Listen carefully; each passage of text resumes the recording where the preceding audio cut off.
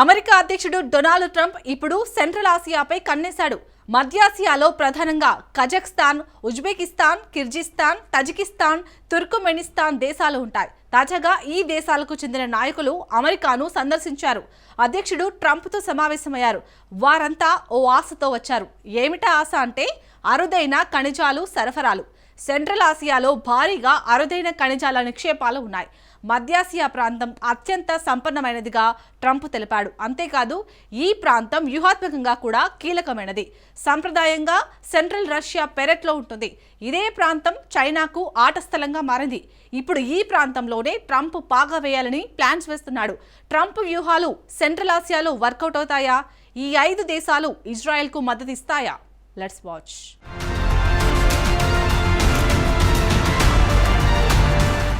మధ్యాసియాలో Trump action ఏంటి? Rare ఎర్త్స్లో China రష్యాకు ట్రంప్ కౌంటర్ ఇస్తాడా? 5 ముస్లిం దేశాలు ఇజ్రాయెల్కు మద్దతిస్తాయా?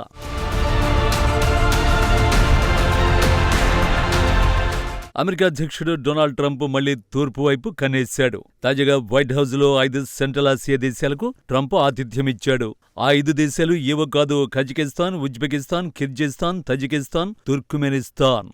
ఈ 5 దేశాలతో అమెరికా గ్రూపును సాధారణంగా C5+1గా పిలుస్తారు. దీనర్థం 5 మాజీ సోవియట్ దేశాలు ప్లస్ అమెరికా. ఈ దేశాల ఎజెండా పాతదే. వాణిజ్యం, భద్రత, శక్తి కోసమే ఈ దేశాలు జట్టు కడుతున్నాయి. కానీ ఈసారి వాటితో పాటు మరో అంశం కూడా చర్చకొచ్చింది.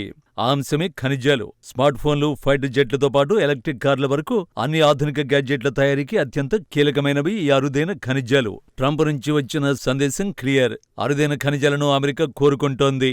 తాజాగా సెంట్రల్ ఆసియాను అత్యంత సుసంపన్నమైన ప్రాంతంగా ట్రంప్ కొనియాడారు.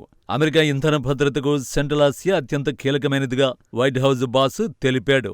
ప్రపంచంలోనే చారిత్రకంగా, భౌగోళికంగా అత్యంత కీలకమైన ప్రాంతంలో C5 దేశాలు ఉన్నాయని ట్రంప్ వివరించాడు. తూర్పు, పశ్చిమ దేశాలను కలిపే సిల్క్ రోడ్ సెంట్రల్ ఆసియా దేశాల గుండానే వెళ్లేదని ట్రంప్ చెప్పాడు.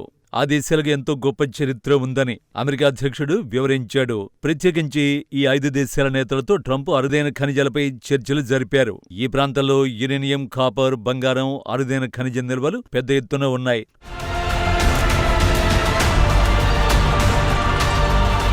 ప్రస్తుతం ఈ అరుదైన ఖనిజాలతో అమెరికాను చైనా బెదిరిస్తోంది. అందుకే చైనాపై వాటి కోసం ఆధారపడకూడదని ట్రంప్ భావిస్తున్నాడు.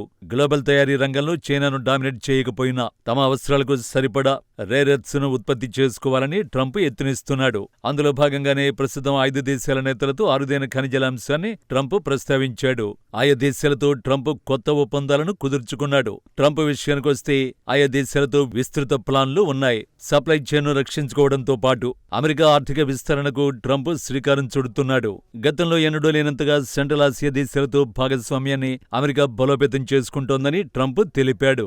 సమావేశానికి హాజరైన నాయకులతో తమకు మంచి సంబంధాలు ఉన్నాయని ట్రంప్ చెప్పుకొచ్చాడు. అయితే ట్రంప్ దౌత్యాన్ని వాణిజ్యానికి పరిమితం చేయలేదు. కజకిస్తాన్ భారీ దౌత్యపరమైన నిర్ణయం తీసుకుంది.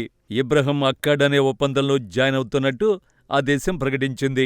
ఇజ్రాయెల్తో అరబ్ దేశాల సంబంధాలను సాధారణీకరించడానికి ఈ ఒప్పందాన్ని అమెరికా ప్రతిపాదించింది.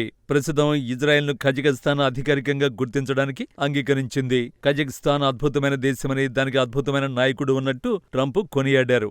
ఇబ్రహీం అక్కాడ్లో కజకిస్తాన్ చేర్చినందుకు ఆ దేశ అధ్యక్షుడికి ట్రంప్ అభినందనలు తెలిపారు. సెంట్రల్ ఆసియా దేశాల విషయంలో ట్రంప్ తీసుకున్న నిర్ణయం అత్యంత చిహ్నంగా మిగిలిపోనుంది.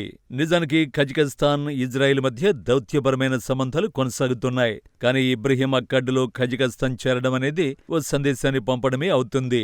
శాంతి దిశగా కజకిస్తాన్ వేసిన గొప్ప అడుగుగా ట్రంప్ కొనియాడాడు. త్వరలో దీనికి సంబంధించి భారీ వేడుకలు కూడా జరిపేందుకు ట్రంప్ సిద్ధమవుతున్నాడు. మరిన్ని ముస్లిం దేశాలను ఇబ్రహీం అక్కాడ్లోకి ట్రంప్ చేర్చేందుకు ప్రయత్నాలు చేస్తున్నారు. సో తాజా పరిణామాలు ఎలాంటి సంకేతాలను ఇస్తున్నాయి?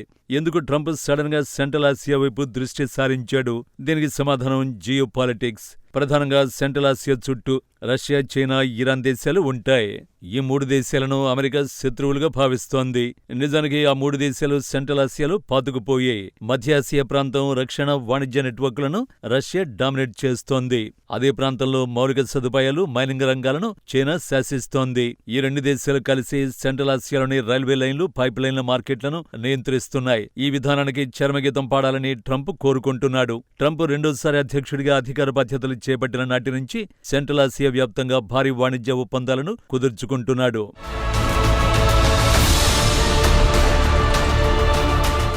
సెంట్రల్ ఆసియాలో రష్యా ప్రభావానికి ప్రత్యర్థి చైనా పెట్టుబడులకు బదులు అసలైన 3వ ప్రత్యామ్నాయంగా అమెరికాను ట్రంప్ తీసుకువెళ్తున్నాడు. వాషింగ్టన్ కోణంలో చూస్తే సెంట్రల్ ఆసియాలోకి ఎంట్రీ పాయింట్గా ఖనిజాలు నిలుస్తాయి. ఎవరైతే సప్లై చైన్ కంట్రోల్ చేస్తారో భవిష్యత్తు ఆర్థిక వ్యవస్థను వాళ్లే కంట్రోల్ చేయగలరు. ఇప్పటికీ ఉపయోగించుకుని ఖనిజాల నిల్వలున్న ప్రాంతాల్లో మధ్య ఆసియా ఒకటి. కానీ ఈ ప్రాంతంలో గేమ్ ఆడడం ట్రంప్కంత సులువు కాదు. ఎందుకంటే మధ్య ఆసియా ప్రాంతం భౌగోళికంగా మాస్కో, బీజింగ్ కబంధ హస్తాల్లో చిక్కుకుపోయింది. సెంట్రల్ ఆసియాకు వాణిజ్య మార్గాలు, పవర్ గ్రిడ్లు, పైప్ లైన్లు అన్నీ రష్యా, చైనా మీదుగానే వస్తాయి. సో సెంట్రల్ ఆసియాలో అమెరికా అడుగు పెట్టడం ఓ మంచి అవకాశంగా నిపుణులు విశ్లేషిస్తున్నారు. ఇక్కడ అమెరికా గుర్తుంచుకోవాల్సిన విషయం ఒక్కటే ఉంది. ఇక్కడ అమెరికా డామినేట్ చేసేందుకు యత్నిస్తే అసలుకే ఎసరొస్తుంది. కేవలం అమెరికా ప్రాతినిధ్యం ఆ ప్రాంతంలో ఉండడం వరకు మంచిదే. ప్రస్తుతం ఈ ప్రాంతంలో అమెరికాకు అంతగా ప్రాతినిధ్యం లేదు. సో ట్రంప్ చేస్తున్న ప్రయత్నాలు కీలకమైన చర్చగా చెప్పొచ్చు. ఎందుకంటే ఇది మార్పును సూచిస్తోంది. కొన్నేళ్లుగా సెంట్రల్ ఆసియాకు అమెరికా దూరంగా ఉంది, ఖనిజాలు, మార్కెట్ల ప్రభావం కారణంగా.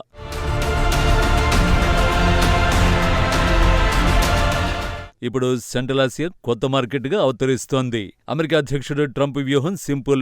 ఎన్నాళ్ళు ట్రేడ్, డిఫెన్స్ లో రష్యా, చైనా సెంట్రల్ ఆసియాలో పూర్తి ఆధిపత్యాన్ని చెలాయించాయి.